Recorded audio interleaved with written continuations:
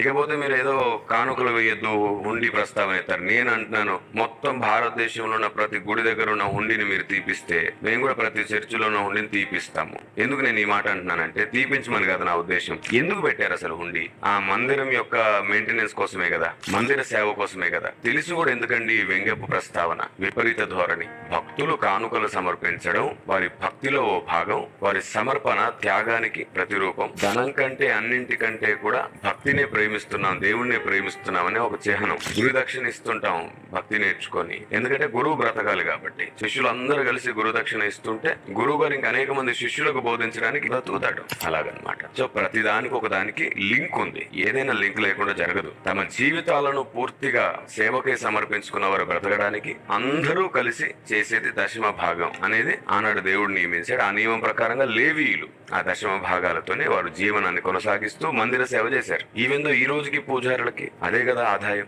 కాబట్టి గాల్లోంచి ఊడిపడదు ఆహారం. అలా ఊడిపడేటట్టయితే హుండీలు తీసేసేయండి, చర్చిల్లో కూడా బాక్సులు తీసేస్తాం. అన్ని గాల్లోంచి వచ్చేటట్టయితే సహాయాలు ఎందుకు, సహకారాలు ఎందుకు?